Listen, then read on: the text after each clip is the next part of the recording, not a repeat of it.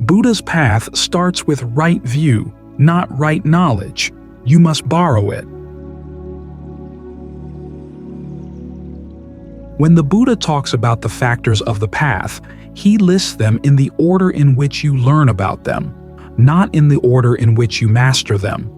You master them in the order of virtue, concentration, discernment. But when the path factors are listed, they start with the discernment factors. They start with the right view. Notice, that's right view, not right knowledge. Some people say that the Buddha doesn't have you accept anything unless you know it to be true, but you don't really know the truth of suffering, or the cause of suffering, or the cessation of suffering, or the path to the cessation, until you've actually done the duties appropriate to these things. So when you first learn about them, it's just right view. It's a view that the Buddha recommends that you adopt for the sake of putting an end to suffering. You try it out, you take it as a working hypothesis, and you realize that it doesn't express the entirety of the Buddha's own views. The tools of the path. Anathapindika the householder, who was a stream enterer at the time, was once asked by a group of sectarians, "What are the Buddha's views?" Here he was, a stream enterer. He'd seen the truth of the Four Noble Truths. In other words, he'd actually had a taste of the cessation of suffering. But even then, he said, "I don't really know the entirety of the Buddha's views, or the entirety of the views of the awakened monks." So think of right view as the Buddha's directions to us specifically. This is how you want to look at the problem of suffering in order to solve it. See that it's in the clinging to the 5 aggregates. It's caused by craving, 3 kinds of craving, and it can be brought to an end through the Noble Eightfold Path, which attacks suffering at the cause, at the craving. So you start with that picture in mind, that understanding in mind. The second discernment factor is right resolve. What's interesting is that right resolve doesn't attack all of craving. It attacks only the things that get in the way of getting into right concentration. In fact, that's one of the duties of all the remaining factors in the path after right view. To get you into right concentration, you adhere to the virtues of right speech, right action, right livelihood, because they're conducive to concentration. When you act in ways that don't cause any harm to anybody, then as you come to sit down and meditate, there are no scars in your mind. You look back on the actions of the day, and there's nothing you have to regret. At the same time, in developing virtue through these precepts, you're focusing on what? You're focusing on your intentions. That's what makes the difference between breaking a precept and not breaking a precept, the intention behind your action. So, the practice of virtue gives you practice in focusing on your mind. After all, concentration is what? It's a solid, steady intention. So first, you have to get sensitive to your intentions and learn how to train them, to keep them in line with the precepts. Those are the virtue factors. Then there are the concentration factors. You start with right effort. You develop the desire to get rid of any unskillful qualities that are there in the mind, and then to develop skillful ones in their place. Here, right view comes in to inform you of how and why you do that. As the Buddha said, some of the causes of suffering that you have to learn how to abandon will go away simply by looking at them. These are the ones that are there in the mind because you haven't been paying close attention. When you do pay close attention, you realize, this is really stupid. You see no reason to follow those causes of suffering anymore, and they just go away. There are others, though, that are more deeply entrenched. In that case, you have to exert a fabrication. Now, what are the fabrications? The Buddha talks about 3 fabrications: bodily, verbal, and mental. These have to do with the 5 aggregates that are suffering when you cling to them. So, you actually learn how to use these aggregates. You get hands-on experience with them in using them to get rid of unskillful thoughts. You see what kind of feelings lie behind the thoughts, especially if there's a strong emotion. You look at the way you breathe to see if you can get out of the cycle when the breathing aggravates the thoughts, and the thoughts aggravate the breathing. Of course, there are perceptions and thought constructs, consciousness of these things. It's all there. You have to learn how to use these aggregates to get rid of unskillful thoughts. This is going to be a lesson for concentration, because once the mind gets into concentration, you don't just stay there. The whole point of getting into concentration is that, in the process of getting it into concentration, you begin to see for yourself what the Buddha saw. What is suffering? What is the cause of suffering? And the fact that there is a cessation of suffering. You do that by seeing how the mind constructs its experience in the present moment. So if you're constructing it in an unskillful way, you can reconstruct it by using those aggregates in new ways. This then carries on to right mindfulness, where you take, as a foundation here in the present moment, your sense of the body as you experience it. Try to be mindful to stay with this one object, the body, as you sense it. Then be alert to what's actually going on. Is the mind staying here, or is it not? Like, right now, where is your mind? Is it with the breath? Okay, fine. Try to be really sensitive to the breath. This is the quality of ardency. And what is ardency? It's basically right effort. Doing concentration is like making a cake. You have your batter and then you fold different ingredients into the batter. In this case, you fold the right effort into right mindfulness. So here again, you're working with those aggregates. As the Buddha said, when you're being mindful of your breath, you have to be sensitive to how your feelings and your perceptions have an impact on the mind, how they fabricate your mind. And you want to talk to yourself in ways that are conducive to getting the mind to settle down. So again, you're using the aggregates. You're getting sensitive to these aggregates as you put them into practice, as you make use of them. This means that you don't just reject them right offhand, saying, well, these are aggregates, and clinging to the aggregates is bad, so I've got to let go of them. First, you have to learn how to use them properly, and in using them properly, you get really sensitive to how you're relating to them. Then this gets folded into the concentration. That's when the mind gets settled down. Here, right view comes to inform you that you don't just wallow in the pleasure of the concentration, but you do stay here long enough to enjoy it, to be nourished by it. Otherwise, any effort to understand it won't be solidly based, and you won't have the nourishment that comes from the concentration. So, allow yourself to be nourished. This is one of the lessons you learn out in the forest. If you're going to survive in the forest, you have to have a sense of well-being inside. Ajahn Fuang talked about how, when he was up in Chiang Mai during World War II, he was separated from his teacher, Ajahn Lee. He was off on his own. What made it bearable was the fact that he could get the mind into states of rapture every day. When the mind is well fed like that, then it's a lot more willing to look at its unskillful sides, its defilements, and not be bowled over by them, not try to deny them. The mind is much more on an even keel. That way, you can see, oh, hey, there's some lust here still. There's some anger here still. You can see these things as puzzles to be solved, rather than as something to be embarrassed about, or as something to indulge in. You've got something better to indulge in, the concentration, but you always have, in the back of your mind, those lessons you've learned from right effort and right mindfulness. This is a constructed state, and you remember from right view that these constructions are made out of the aggregates, and when you cling to them, there's going to be suffering. One of the things you learn from right concentration is that what the Buddha said about suffering is true, in the sense of the fact that you're both constructing and clinging to things. Because with the concentration, what do you have? You've got the breath, which is form. You've got the feeling of pleasure you've created here.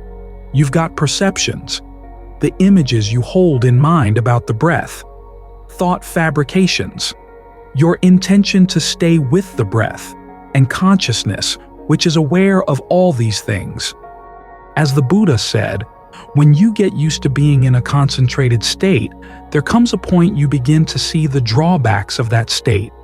You know that five-fold analysis that he gives for getting past your defilements, seeing the origination, seeing the passing away, seeing the allure, seeing the drawbacks, finally gaining escape through dispassion. Well, then you apply that same analysis to the concentration itself. Its allure, of course, is the sense of well-being that it provides, but its drawbacks are in the fact that it's fabricated. You have to keep working at it, working at it, working at it, maintaining, maintaining, maintaining until it finally hits you. Wouldn't it be better if there was something that you didn't have to maintain? When you develop dispassion for the concentration, then you can go beyond it. You can do this either by analyzing one specific level of concentration you're in, or as you go from one level to another, you begin to see certain fabrications fall away. After you hit the first jhana, you can drop the verbal fabrications of directed thought and evaluation, and you go into the second jhana.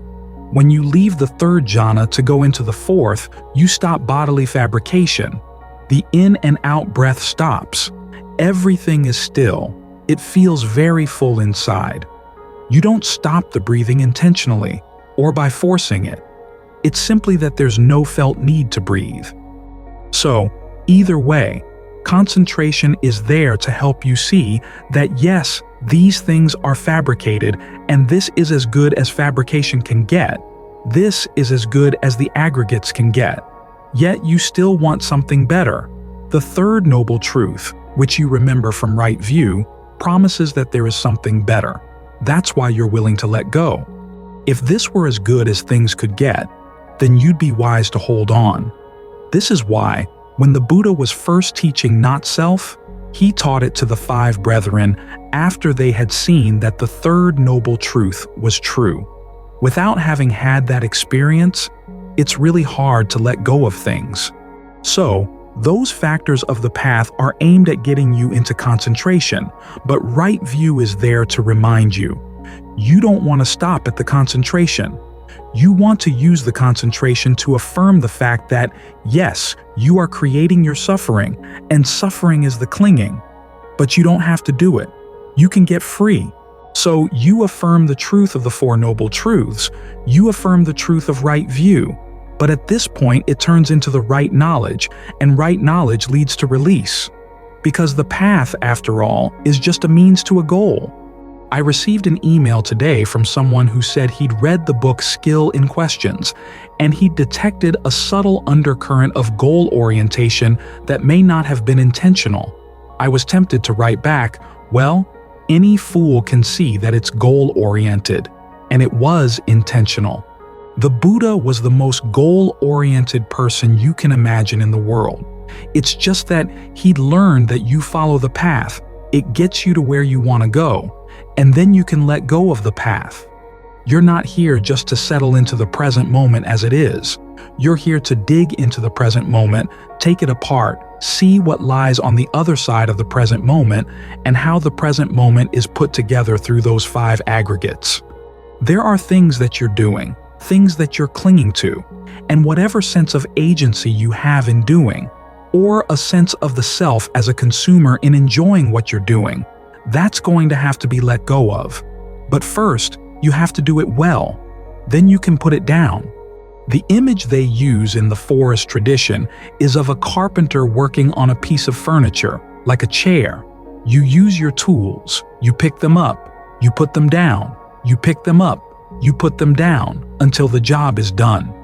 Then you put them down for good, as far as that particular piece of furniture is concerned. In other words, as far as your mind is concerned. Then from that point on, if you see that somebody else needs a chair, somebody else needs a table, you can pick those tools up again, but you pick them up in a different way. Right now, as you're working on the tools of the practice, you have a sense that they are yours and that they belong to you. People sometimes ask, when you put aside your sense of I am, or this is me, this is mine, how can you function? Well, It's the same way you can function as if you had tools that you possessed as yours, but then you decided to allow them to be common property. You can still use them, even though the sense of ownership is gone.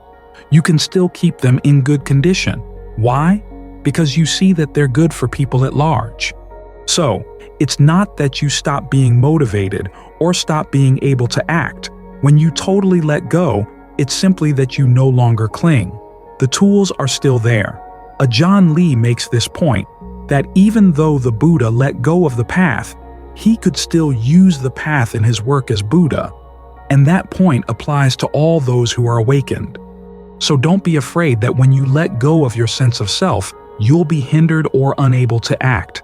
You can actually act with more skill in whatever way you see is appropriate. This is the point where, as the Buddha said, he has nothing more to teach you.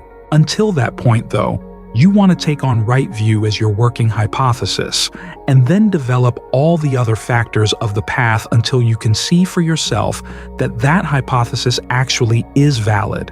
It takes you to the goal that it promises. That's when you've completed the task the Buddha sets for you.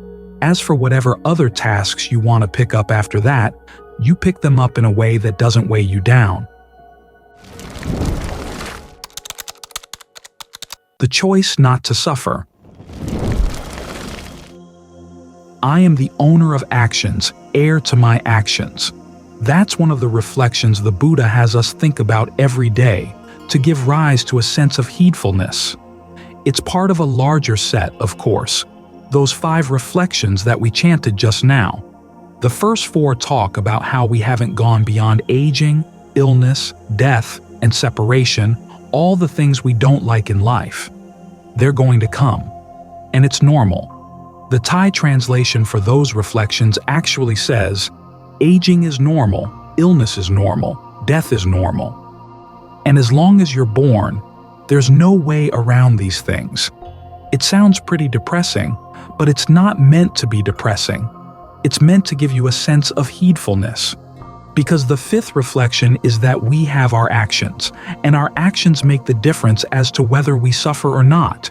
In other words, we don't have to suffer from aging, illness, death, and separation. We have the choice. We have to experience them, of course. But the question of whether we're going to suffer from them or not is up to us.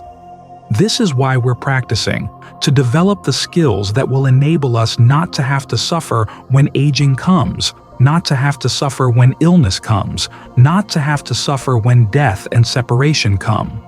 And it's always important that you keep the power of your choices in mind. Otherwise, these things come, and you're just a victim, and you flail around, and that doesn't help anything at all. You just suffer all the more. And at that point, if you were asked, would you like to have the choice of not suffering? You'd say, of course. We meditate now so that we actually will have that choice. If you don't develop the skills now, it's going to be very hard to develop them then when you need them most. You have to develop them beforehand while you're still relatively young, healthy, and alive, so that when the time comes and you're asked, would you like to have the choice not to suffer? It's not a nasty question. It's actually a reminder. Hey, you don't have to suffer. You know how not to suffer. There was an old man who was dying of cancer, staying at the monastery in Thailand. He'd had some meditation practice. We were trying our best to find some painkiller for him. But before we could get the painkiller, the best treatment for him was this. We noticed that as the pain was getting to him, all you had to do was whisper his meditation word into his ear. And that was enough to remind him that he had a choice. He didn't have to focus on the pain. He could focus on the meditation word. He didn't have to get sucked into the vortex of the pain. He could pull himself out. And as long as he had the mindfulness, i.e. the ability to remember this and keep it in mind, he had the choice. When he forgot that, we'd help him remember again. This is why mindfulness is such an important part of the meditation, to remind us that we have the choice and to remind us that if we don't have the skills to separate your awareness out of the pain, we'd better work on them. If you have developed the skills, always remember that fact. so that you can use them when you need them. The skill isn't a matter of blotting out the pain or of not being aware of it. It's there, but you have the sense that you're not the victim. It's not aimed at you, and as long as you don't take it in, it's something separate from your awareness. It's simply a fact, like the sound of the crickets in the background right now, the coolness in the air, the things that are there that you really can't have any control over, but you don't have to suffer because of them. If you're sitting here thinking, I wish those insects would stop, well, why? You don't have to focus on the sounds. They're there in the background, but you don't have to focus on them. You can focus on the breath. Think of the sound as just going right through you. You're not putting up any resistance, and the sound isn't penetrating anything of you that's really essential to you. So let it go. And you want to be able to develop the same skill with things like pain, physical pain, emotional pain. Don't put yourself in the line of fire. One of the reasons we develop a large frame of reference in our concentration, being aware of the whole body, is to have a sense that these things can go right through you and you don't have to be affected by them. You don't have to be knocked off your center. If you're experiencing physical pain, in the beginning, you don't have to focus directly at the pain. You focus on another part of the body. Allow the breath energy there to be comfortable, refreshing. Allow it to give rise to a sense of fullness. And then, think of that fullness seeping through the rest of the body, down through the pain and on beyond it, so as to dissolve away any patterns of tension you may have built up around the pain in your effort to avoid it, to push it out of the way, to control it. Those patterns of tension often become the burden that the mind actually feels. One of the Buddha's insights is that pain comes in two forms. One is pain in the three characteristics. The fact that there is stress simply because things are put together and fabricated, and that's everywhere. But the stress that weighs down the mind is a different kind of stress. It's the stress that comes from craving and ignorance, and those are things you can change. This is where it's good to think of that committee in the mind and learning how to make use of it. Some members may be yelling about the pain, but not everybody in the mind has to be yelling about the pain. Other members could be saying, hey, wait a minute, you have your skills. The physical pain is one thing. Your sensation of the body is actually something else. The sensation of the body is made up of the four elements or properties of solidity, liquidity, warmth, coolness. Coolness is part of the liquid, and then there's the energy of the breath, but the pain in something else. It's not solid, and it's not warm, and it's not liquid, and it's not energy. It's just pain, and that comes and goes, so learn to separate those things out. When you can separate them out, you can also begin to separate the pain away from your awareness too. The awareness is one thing. The pain is something else. Your awareness knows. The pain doesn't know anything. It's a different kind of quality. These things may be right there together, but they don't have to be connected. Your perceptions are what connects them. Your labels saying, this pain is fixed in my body, or this pain is fixed in my awareness. It's like you're shooting yourself. Then the Buddha comes along and says, hey, you have the choice. You don't have to shoot yourself. This is the point where the mind really welcomes the idea that things are not totally determined. You really want a way out, and here's a way out being offered to you. There are other times when the mind is less likely to want to believe in freedom of choice because it's been making bad choices. And one of its ways of comforting itself is to say, well, I couldn't help it. I had no choice. That's pretty meager comfort, and it offers you no hope at all when you really are suffering. This is why, for the Buddha, one of the most important aspects of his teachings is that we do have freedom of choice. It's one of the few topics that he'd actually go out and argue with other people about. Most of the time, he would have people coming to him to argue. But when he learned that there were teachers who were teaching the doctrine of determinism, he would go and challenge them. If you believe in that, he said, there's no hope. You give people no basis for deciding that some things should be done and others shouldn't. Why set yourself up as a teacher? What purpose would there be in teaching? What purpose would there be in practicing?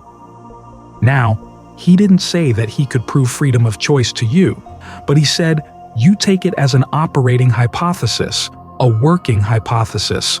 Why would you want to do that? Because there's suffering, and you don't like it. There's that part of the mind that says, okay, I really would like a choice not to have to suffer. Well, here the Buddha is offering that choice to you, telling you that it takes work, and you have to develop skill, but it can be done. So now, when the suffering is not overwhelming, you get to work with it. Whatever little pains come up during the course of the meditation, see them as the opportunity to gain some understanding.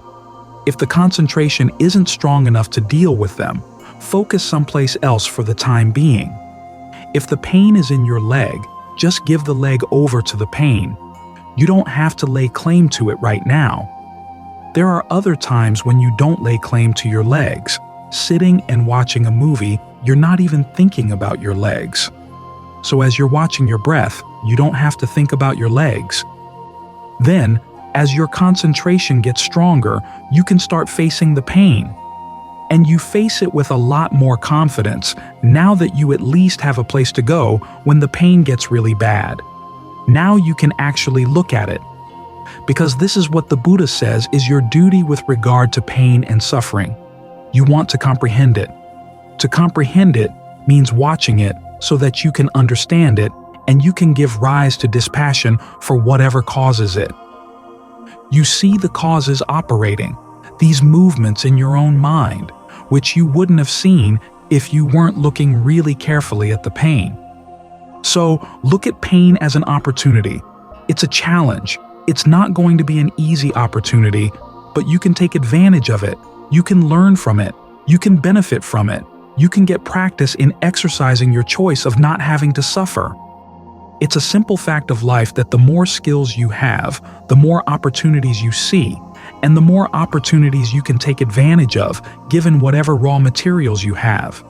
Some people look at a pile of scrap wood and all they see is a pile of scrap wood. It doesn't look very good. They want to get rid of it. Other people look at the pile of scrap wood and they see the potential for a table, a chair, a bookcase. It's because they've developed a skill and they see a wider range of choices. This is your most important skill, the skill that allows you not to suffer from pain. Some people look at pain and all they see is suffering. Other people look at pain and they see an opportunity to go beyond suffering. So, pose that question in the mind. If you had the opportunity not to suffer, if you had the choice not to suffer, would you go for it? And when you say yes, then work on the skills you need to make that opportunity a reality. Protect your virtue and right view. King Pasenadi is an interesting character. He spends his life living by the sword, and then a Buddha moves in south of town. He develops some conviction in the Buddha and occasionally comes to see him. He'll come to report his insights as he reflects on the life of a king, and one of his insights is that people who protect themselves only with arms, with armies, but don't protect themselves by engaging in skillful behavior really leave themselves unprotected, whereas those who do engage in skillful behavior, even though they don't have arms and armies, are protected. And the Buddha, of course, affirms that, yes, that's right. It's a good principle to keep in mind that when times are difficult, this is when you really have to hold on to the skillful qualities of the mind. The Buddha tends to emphasize two in particular, right view and virtue. He says of the different kinds of loss that you can suffer, there are those like loss of health, loss of wealth, even loss of relatives that aren't serious because you can get them back, even your relatives. Over the course of rebirth, you can get them back again. But if you lose your right view or lose your virtue, it's hard to get them back. In the meantime, you're going to suffer a lot, because loss of health, loss of wealth, or loss of relatives doesn't necessarily send you down to a bad destination, but loss of virtue and loss of right view will, so you've got to protect them at all times. Virtue, of course, is abstaining from harming others. You've got the 5 precepts, the 8, the 10, the 227. These are different ways of describing what it means to be harmless. And of course, you don't try to get anybody else to break the precepts either. That's an important part of virtue. As for right view, that's more complex. Part of right view, the Buddha says, is goodwill. You start with the principle that you don't want to behave in an unskillful way, and you want to behave in ways that are skillful, to develop skillful behavior. Then you realize that if you have ill will for anybody, it's going to be easy to mistreat them, so you've got to develop goodwill, even in really difficult circumstances. One of the images he gives is of bandits who have pinned you down and they're sawing off your limbs with a 2-handled saw. He says even in a case like that, if you had ill will for the bandits, you would not be following his teachings. You gotta protect your goodwill for them, even at the risk of losing your life. That's the meaning of that image in the sutta we just chanted just now, of the mother protecting her only child. You protect your goodwill. Just as a mother would protect her only child with her life, you protect your goodwill with your life. This is an important part of right view, because when there's conflict, the only way conflict is going to be resolved is if you have goodwill for everybody involved. You've got to protect that even when it's difficult, because there are a lot of people out there who are really difficult. But if they can sense any ill will in you, they're not going to trust you. That'll make life harder for everyone, because any resolution of conflict has to be based on trust. As the Buddha pointed out in dealing with the monks, if there's been a split in the Sangha and one side is operating under corrupt motives, then even attempts to create harmony again that depend on pretending that their motives were not corrupt is not going to be harmony. You have to dig down as to what was the problem. That kind of digging down can be done only when there's a strong sense of goodwill, which is hard, but it's the only resolution there is. And goodwill, of course, can lead to suffering. This is where you fall back again on right view, the realization that the suffering that really matters is the suffering you add on to what's happening outside. It's all too easy to say, I'm suffering because of so-and-so. And there's a lot of talk nowadays about how we should expand the Buddha's teachings on the causes of suffering to include social issues outside, but he was very specific. The suffering he was going to cure was the suffering that starts at the real source, craving. Because even if society is perfectly peaceful, people are still going to suffer. And the reason society is not peaceful is because of their craving. So either way, the source is inside. But the good news here is that if you can take care of the source inside, then no matter how bad things get outside, you don't have to suffer. Now, this is not just a matter of saving your own skin, because if you're not suffering, you're much less likely to thrash around and make other people suffer along with you. And think, what kind of world would we have to live in if we wanted to put an end to suffering, and yet suffering was totally caused by things outside? You'd have to be all-powerful. You'd need to change the world to be precisely the way you wanted it. That would be impossible.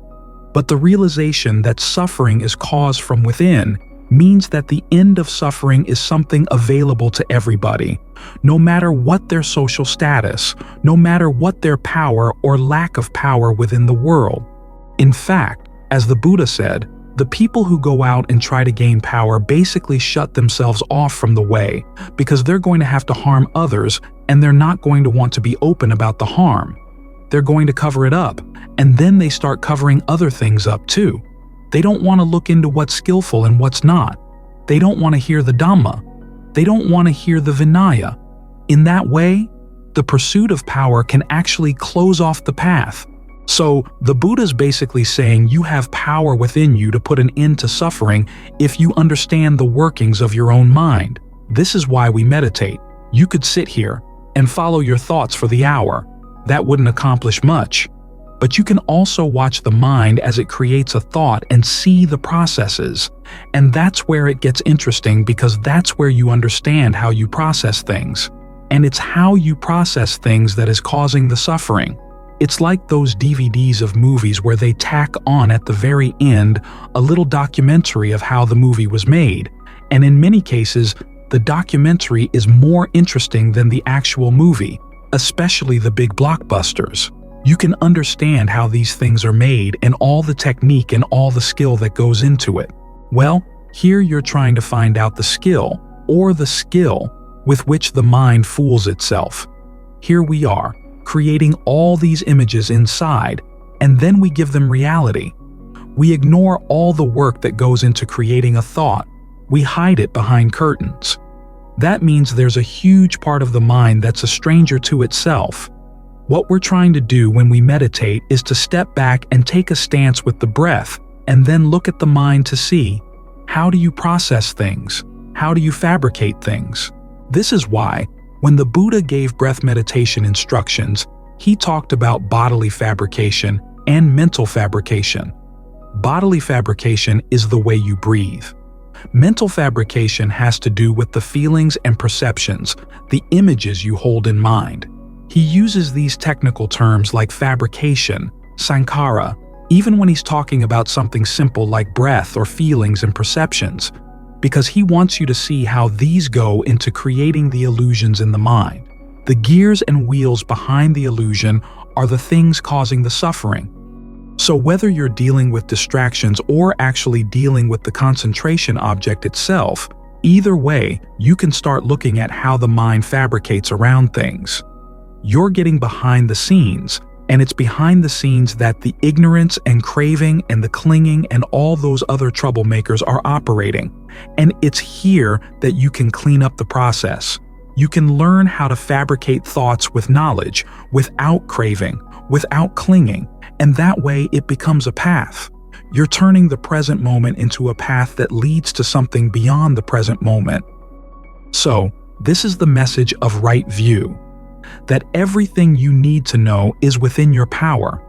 Even when things get bad outside and a lot of changes happen that you don't want to have happen, you have to realize that the suffering, at least the suffering you feel and the suffering for which you're responsible, is something you have the power to change. And again, this is not a selfish pursuit. You're not the only one who benefits. The more cool heads there are in the world, the more people with right view and the goodwill that goes with right view, then the more possible it is for there to be reconciliation, a change for the good. So all the important work starts inside. We spend a lot of time looking at the news outside. We tend to forget that the really important news for each of us is the news inside. Where are you giving in to your craving? Where are you giving in to your clinging? Where are you giving in to your anger? Where are you giving in to your pride and conceit? This is the news you should be following, because it's the knowledge you can then take and do something with. There are so many areas that you read about in the news outside where you can't make any change at all, so focus on the areas where you do have the power to make a change for the better. And protect your valuables. These two qualities of virtue and right view, you see them in many lists. There's the list of the teachings that the Buddha gives to new monks, which is a list that applies to everybody who practices. The list describes how you create a good environment for your practice, and observing the precepts and having right view are 2 of the 5 factors in the list. Then there are the 7 treasures, and again, you've got right view both in conviction and in discernment. Virtue comes in together with a sense of shame and a sense of compunction. The Buddha also says that these are the bases for getting the mind into right mindfulness. And of course, from right mindfulness we go to right concentration. So in various ways he keeps saying, these are the 2 things that are really important. You're creating the circumstances. You're creating the environment in which you really can get to look into the mind and develop the qualities that you're going to need in order to keep yourself fully protected deep down inside.